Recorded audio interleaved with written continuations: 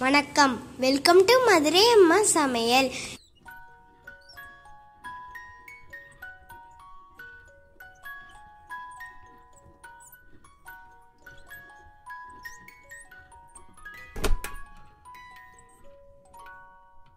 வளமுடன் வாழ்க.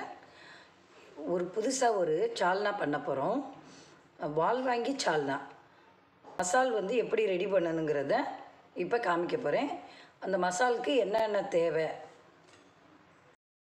மசாலா அரைக்கிறதுக்கு வத்தல், மல்லி, சீரகம், மிளகு எல்லாத்தையும் வறுத்து, தக்காளி, பச்சை மிளகாய், முந்திரி, கடலை எல்லாத்தையும் கூட போட்டு, இஞ்சி பூண்டு எல்லாம் கூட போட்டு அரைச்சி ரெடி பண்ணி வச்சுக்குவோம். வத்தல் 7, குழம்பு நல்லா கலர்ஃபுல்லாக வரணுங்கிறக்காண்டி காஷ்மீர் வத்தல் 3 சேர்த்துக்கிறேன். மொத்தம் 10 வத்தல் வச்சுருக்கேன். இஞ்சி கட் பண்ணது 2 ஸ்பூன், வெள்ளைப்பூடு கட் பண்ணது 2 ஸ்பூன், கொத்தமல்லி விதை 2 ஸ்பூன், சீரகம் 1 ஸ்பூன், மிளகு 1 ஸ்பூன், நிலக்கடலை பருப்பு வறுத்தது 2 ஸ்பூன்,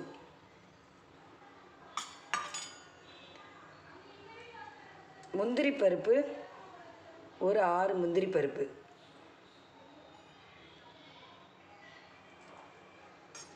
பச்சை மிளகாய் 1, தக்காளி 1. சால்னா பிளைன் சால்னாவும் பண்ணலாம், காய்கறி போட்டும் நம்ம பண்ணலாம், மட்டன் போட்டும் பண்ணலாம், சிக்கன் போட்டும் பண்ணலாம். இன்றைக்கி நான் வேக வச்ச உருளைக்கிழங்கு எடுத்திருக்கேன். உருளைக்கிழங்கு போட்டு பண்ண போகிறோம். பட்டை, கிராம்பு, ஒரு பெரிய வெங்காயம் கட் பண்ணது, அன்னாச்சிப்பூ 1, மல்லிச்செடி 2 ஸ்பூன், புதினா 2 ஸ்பூன், தேவைன்னா தேங்காய் பூ சேர்த்துக்கலாம். தேங்காய் பூ 2 ஸ்பூன் அளவு.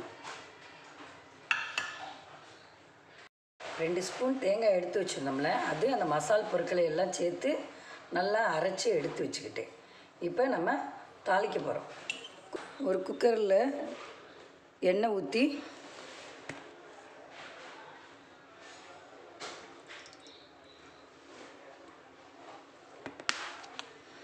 எண்ணெய் கொஞ்சம் அதிகமாக ஊற்றலாம்.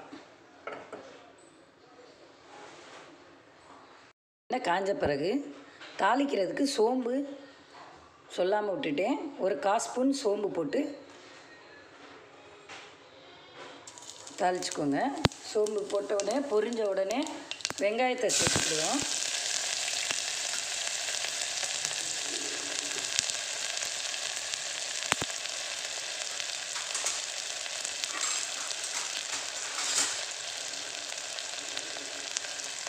வெங்காயம் நல்லா வதங்கின பிறகு அரைச்ச மசாலா சேர்த்துக்கிடுவோம். இந்த சால்னா நான் எந்த கடையில் சாப்பிட்ருக்கேன்னா, எங்கள் குலசாமி கும்பிட போகும்போது அருப்புக்கோட்டைக்கு அடுத்து வால்வாங்கிங்கிற ஊர், அந்த ஊரில் நாங்கள் புரோட்டா சாப்பிடும்போது இந்த சால்னா வச்சாங்க. அந்த சால்னாவை எப்படி வச்சாருன்னு அந்த மாஸ்டர்கிட்ட கேட்டு தெரிஞ்சுக்கிட்டு தான் இந்த சால்னாவை நான் வீட்டில் பண்ணி பார்த்தேன். ரொம்ப நல்லா வந்தது. இப்போ வெங்காயம் நல்லா வதங்கிருச்சு. இந்த மசாலா, அரைச்ச மசாலா ஃபுல்லாக போட்டுரும்.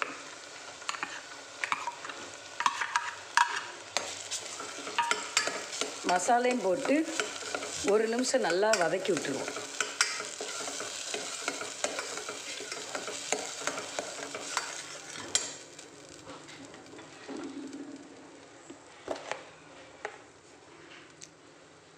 பிளைன் சால்னா யாருனாலும் நம்ம சாப்பிட்டுக்கலாம். திடீர்னு வீட்டில் ஒரு கெஸ்ட்டு வந்துட்டாங்கன்னா, ஒரு டிஃபன் ரெடி பண்ண போகிறேன்னா இந்த சால்னாவை உடனே ரெடி பண்ணிடலாம்.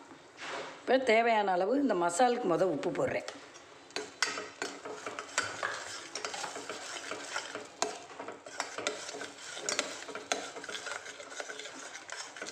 நல்லா வதங்கினோடனே மல்லிச்செடி, புதினா,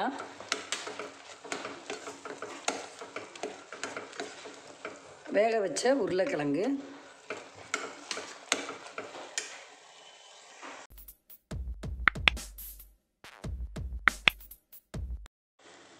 நமக்கு குழம்பு எவ்வளோ தேவையோ அதுக்கு தகுந்த அளவு தண்ணி ஊற்றிக்கணும்.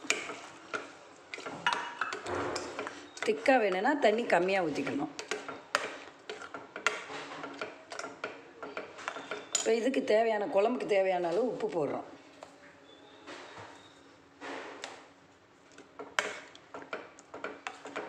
குக்கர் விசில் வந்து 2 விசில் வந்த பிறகு சிம்மில் வந்து 3 நிமிஷம் வைக்கணும். அடுப்பை சிம்மில் 3 நிமிஷம் வச்சு ஆஃப் பண்ணிட்டோம்னா குழம்பு நல்லா வெந்து வந்துடும். இப்போ குழம்பு எப்படி வந்திருக்குன்னு பார்க்க போகிறோம்.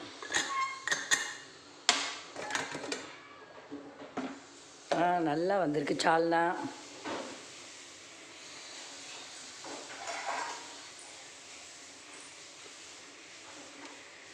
இந்த அளவுக்கு நான் தண்ணியாக பண்ணியிருக்கேன்.